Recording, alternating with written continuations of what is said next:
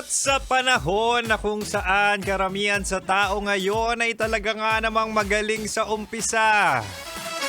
Ano pa ba? Masarap sa umpisa.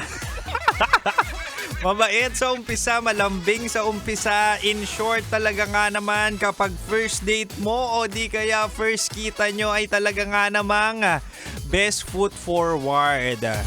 Pero ang katanungan dyan, mahal, may consistency ba? Di ba? Kaya ikaw na marupok sa panahon ngayon, utang na loob, huwag ka nang makiisa. Oo, di ba? Mahal, mahal, mahal. Ano yung sa'yo? Kimchi no yung nito.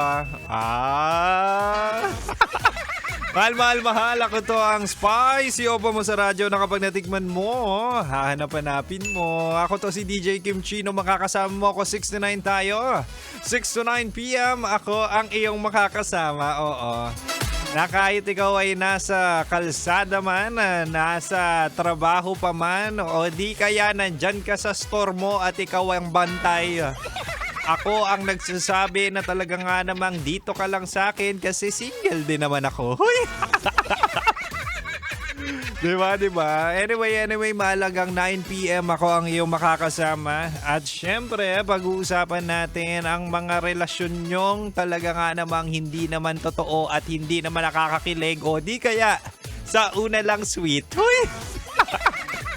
Hindi kasi 'di ba minsan or napag-usapan na rin natin na ang first date ay talaga nga namang crucial at minsan ang first date ay parang fairy tale.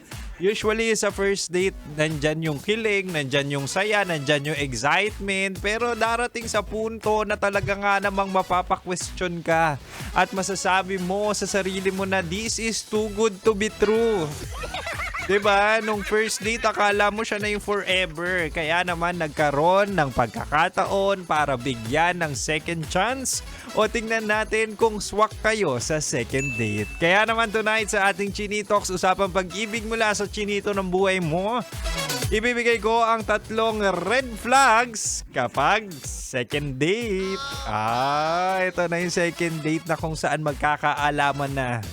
Yung second date usually yung crucial din na talaga nga namang delikado at makikita mo kung talaga nga namang swak kayo sa banga, di ba? Kasi parang unti-unti makikita mo na yung tunay na kulay ng taong kadate mo. Oo, wag kang matakam.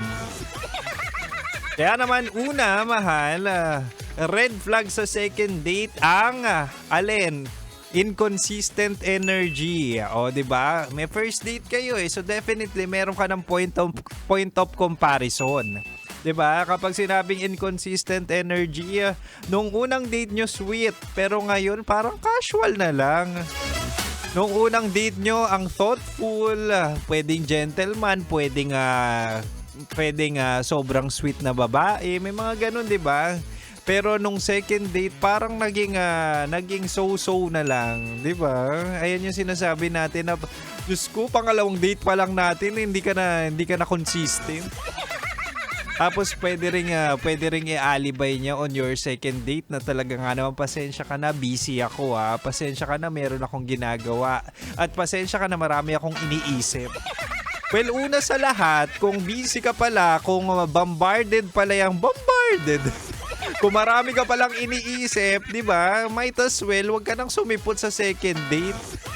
O di kaya i-reschedule. O di kaya sabihin mo na hindi ka okay at hindi ka na-occupied ka and at the same time wala kang gana, di ba?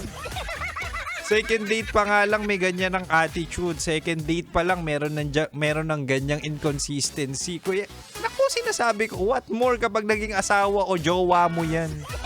Di ba? Yun yung mga things na or isa sa mga bagay na talaga nga naman dapat tignan mo on your second date. Wag ka agad ay susuko ang bataan. Oo.